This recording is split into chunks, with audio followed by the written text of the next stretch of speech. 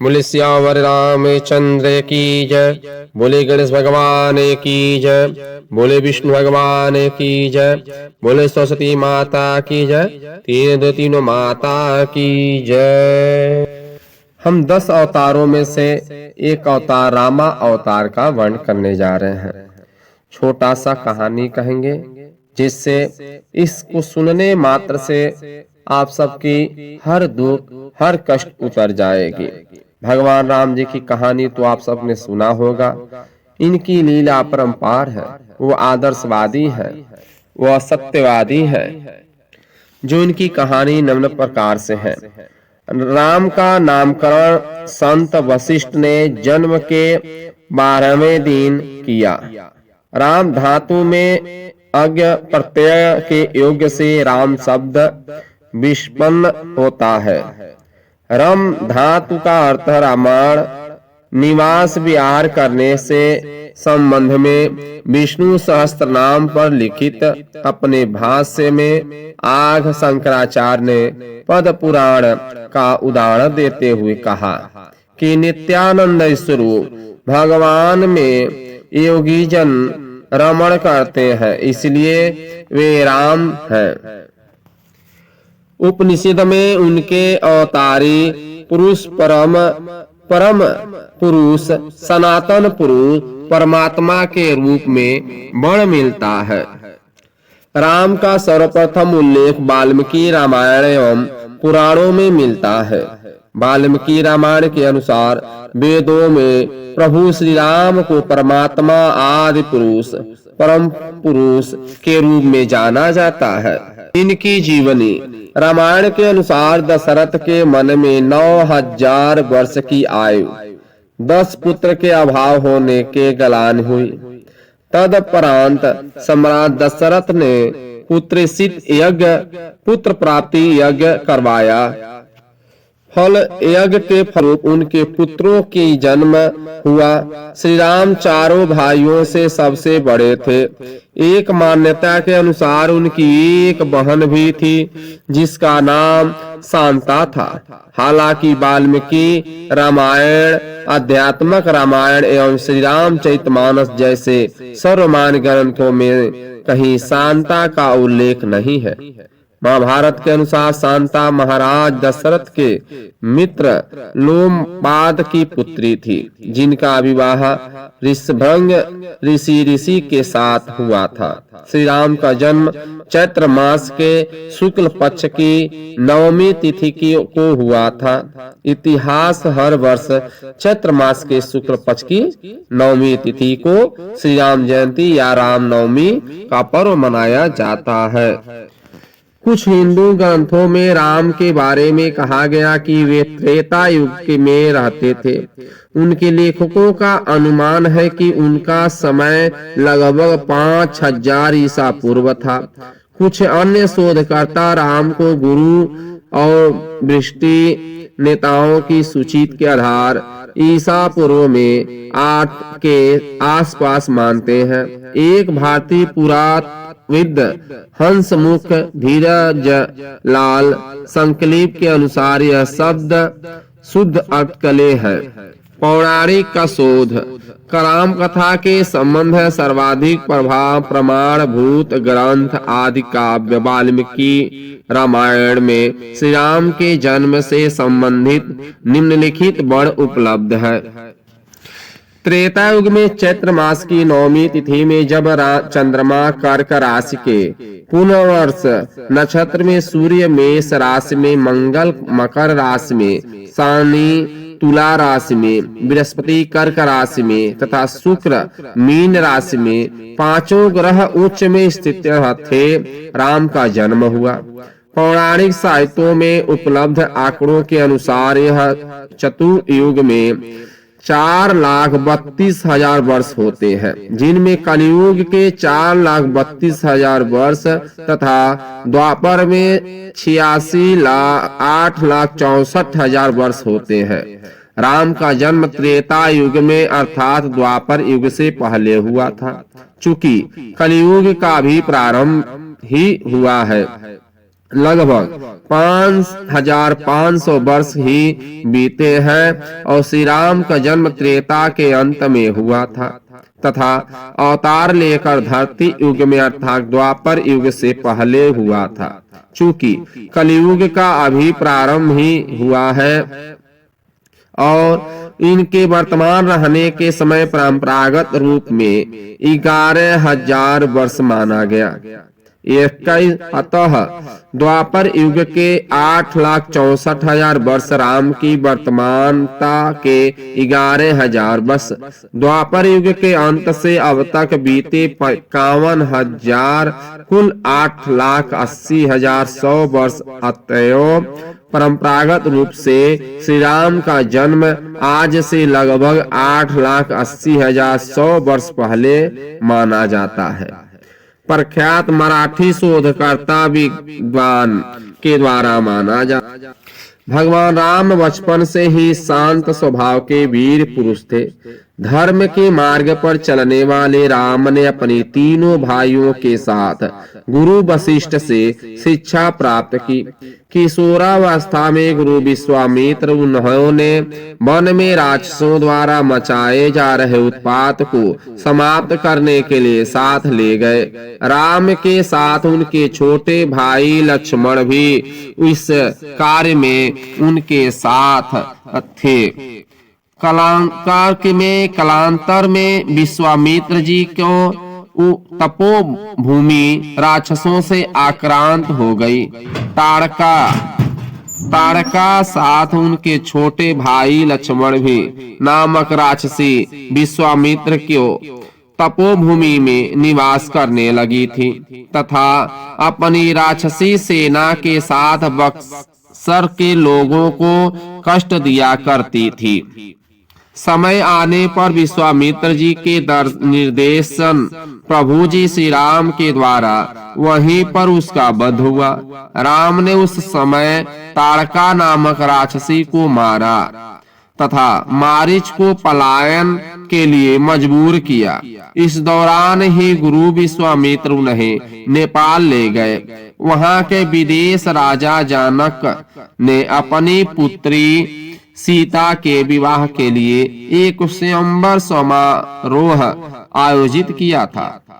यहाँ भगवान शिव का एक धनुष था जिसकी प्रत्यंच चढ़ाने वाले सूरवीर से सीता जी का विवाह किया जाना था। बहुत सारे राजा महाराजा उस समारोह में पधारे थे। जब बहुत से राजा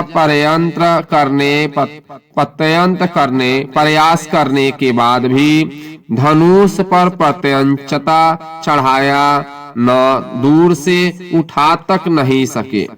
तब शिव मित्र विश्वामित्र जी की आज्ञा पाकर श्री राम ने धनुष उठाकर प्रत्यंचता चढ़ाने का प्रयास किया। उनकी प्रत्यंचता चढ़ाने के प्रयत्न से वह धनुष महान धनुष घोर ध्वनि करते हुए टूट गया और कंपन होने लगा। महर्षि परशुराम ने जब इस घोर धनुष को सुना तो वे वहां आ गए और अपने गुरु शिव का धनुष टूटने पर रोष व्यक्त करने लगे। लक्ष्मण जी उग्र स्वभाव राजपुत्र थे। उनका विवाद परशुराम जी से हुआ। वाल्मीकि रामायण में ऐसा प्रसंग नहीं मिलता है। तब श्री राम ने बीच बचाव किया। इस प्रकार सीता का विवाह राम से हुआ और परशुराम सहित समस्त लोगों ने आशीर्वाद दिया। अयोध्या में राम सीता 12 वर्ष तक सुख पूर्वक रहे। भगवान राम के बचपन का विस्तार पूर्वक विवरण स्वामी तुलसीदास की रामचरितमानस के बालक कांड से मिलता है। बोले श्री कृष्ण भगवान की जय। श्री राम पिता दशरथ ने उनकी सौतेली माता कैकेयी को उनकी किन्हीं 2 3 इच्छाओं पूरा करने का वचन वर दिया था। कैकेयी ने दासी मंथरा के बहकावे में आकर इन वरों के रूप में राजा दशरथ ने अपने पुत्र भरत के लिए अयोध्या का राज सिंहासन और राम के लिए 14 वर्ष का वनवास मांगा। पिता के वचन की रक्षा के लिए राम ने खुशी से 14 वर्ष का वनवास स्वीकार कर लिया।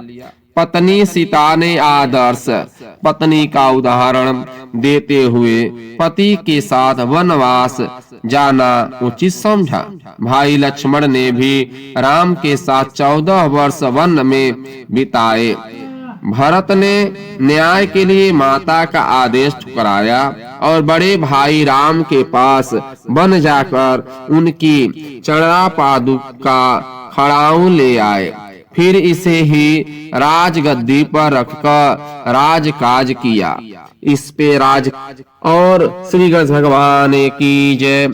रामायण के अनुसार जब राम सीता और लक्ष्मण कुटीरिया में थे तब एक स्वर्ण हिरण सोने के हिरण वाणी सुनकर पर्णकुटी के निकट आया।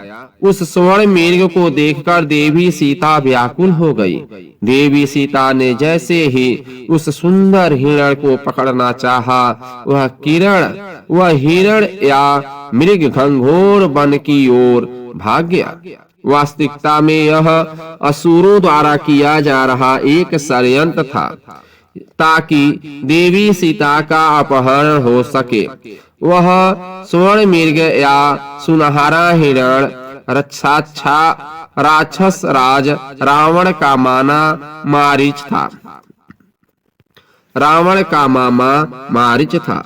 उसने रावण के कहने पर ही सुनहरे हिरण का रूप धारण किया था ताकि वह योजना अनुसार राम लक्ष्मण को सीता जी से दूर कर सके और सीता जी का अपहरण हो सके। उधर षड्यंत्र के अनजान सीता जी उसे देखकर मोहित हो गई और रामचंद्र जी भी उस स्वर्ण हिरण को जीवित एवं सुरक्षित पकड़ने के लिए अनुरोध किया ताकि उस अद्भुत सुंदर हिरण को अयोध्या लौटने पर वहां ले जा करके पाल सके। रामचंद्र जी अपनी भार्या की इच्छा पूरी करने चल पड़े और लक्ष्मण जी से सीता की रक्षा करने को कहा। कपटी मारीच राम जी को बहुत दूर ले गया। श्री राम को दूर ले जा करके मारीच ने जोर से हंसा और जोर से ही सीता हे लक्ष्मण की आवाज लगानी प्रारंभ कर दी ताकि उस आवाज को सुनकर सीता जी चिंतित हो जाए और लक्ष्मण को राम के पास जाने को कहे, जिससे रावण सीता जी का हरण सफलता रूप से राक्षस मारीच का वध कर दिया। दूसरी ओर सीता जी मारीच द्वारा लगाए अपने तथा लक्ष्मण के नाम के ध्वनियों को सुनकर अत्यंत चिंता में हो गई। किसी प्रकार के अनहोनी के समीप जानकर लक्ष्मण जी को श्री राम के पास जाने को कहने लगी। लक्ष्मण जी राक्षसों के छल कपट को समझते थे, इसलिए लक्ष्मण जी देवी सीता को सुरक्षित अकेले छोड़कर जाना नहीं चाहते थे। पर देवी सीता द्वारा बलपूर्वक अनुरोध करने पर लक्ष्मण जी अपनी भाभी की बातों को अस्वीकार नहीं कर सके। वन में जाने से पहले सीता जी की रक्षा के लिए लक्ष्मण जी ने अपने बाण से एक रेखा खींची तथा सीता जी से निवेदन किया कि हे माता, आप किसी भी परिस्थिति में इस रेखा का उल्लंघन नहीं करिएगा। यह रेखा मंत्र के उच्चारण पूर्वक खींची गई है, इसलिए इस रेखा को लांघकर कोई भी इसके अंदर नहीं आ पाएगा। लक्ष्मण जी ने देवी सीता की रक्षा के लिए जो अभिमंत्रित रेखा अपने बाण के द्वारा खींची थी लक्ष्मण रेखा, वह लक्ष्मण रेखा के नाम से प्रसिद्ध है। लक्ष्मण जी के घोर वन में प्रवेश करते ही तथा देवी सीता को अकेला पाकर पहले से षड्यंत्र पूर्वक घात लगाकर बैठे रावण को सीता जी के अपहरण का सुनहरा अवसर प्राप्त हो गया।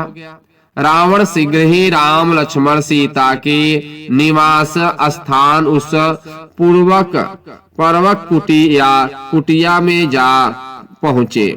परिस्थिति वश देवी सीता इस समय अकेली थी। आ गया उसने साधु का वेश धारण कर रखा था। पहले तो उसने उस सुरक्षित कुटिया में सीधे घुसने का प्रयास किया, लेकिन लक्ष्मण रेखा खींचे होने के कारण वह कुटिया के अंदर जहां देवी सीता विद्यमान थी नहीं घुस सका। तब उसने दूसरा उपाय अपनाया। साधु का वेश तो उसने धारण किया हुआ था, सो वह कुटिया बाहरी द्वार पर खड़े होकर भिक्षाम देहि का उद्घोष करने लगा। इसी वाणी को सुनकर देवी सीता कुटिया के बाहर निकली। लक्ष्मण रेखा को उल्लंघन किए बिना द्वार पर साधु को आया।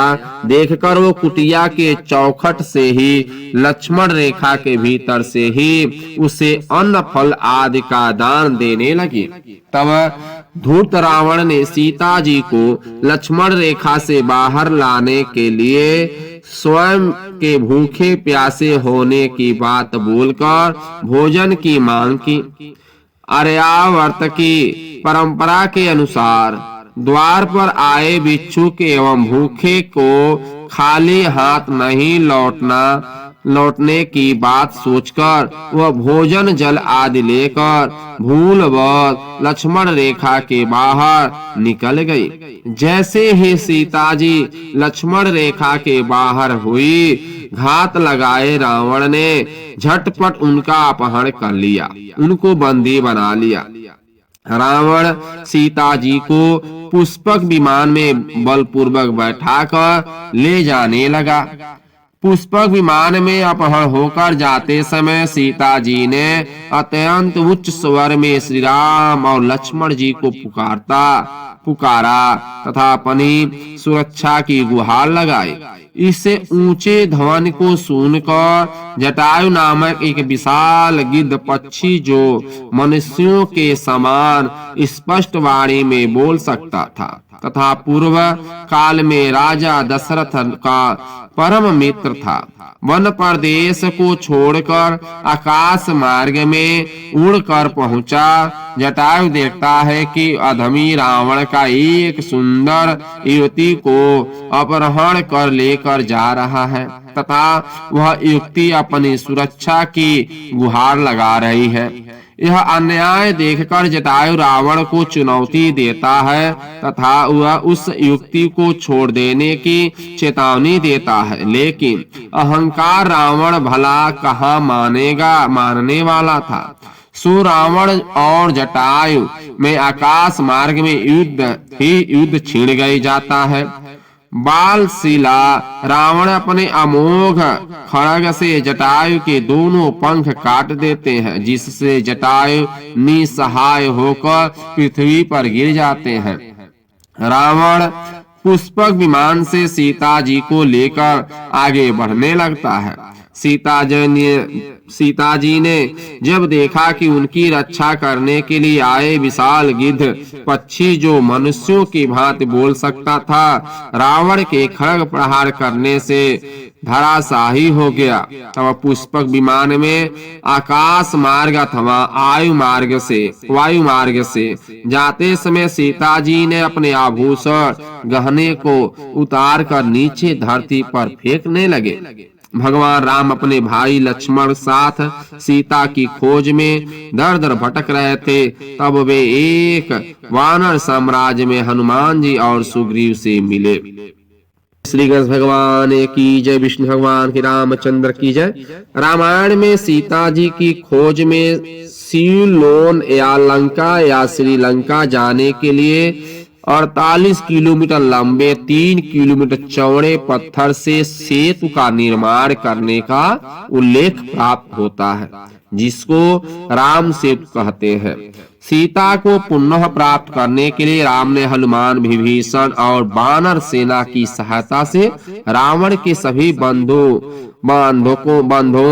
और उसके वंशजों को पराजित किया तथा लौटते समय विभीषण ने को लंका का राजा बनाकर अच्छे शासन बनने के लिए मार्गदर्शन किया। अयोध्या वापसी, राम ने रावण को युद्ध में परास्त किया और उसके छोटे भाई विभीषण को लंका का राजा बना दिया। राम, सीता, लक्ष्मण और कुछ वानर जन पुष्पक विमान से अयोध्या की ओर प्रस्थान किए। वहां सबसे मिलने के बाद राम और सीता अयोध्या में राजाभिषेक हुआ। पूरा राज कुशल समय व्यतीत करने लगा। श्री गणेश भगवान की जय, विष्णु भगवान की जय, लक्ष्मीपति नारायण की, परमपिता परमेश्वर की जय।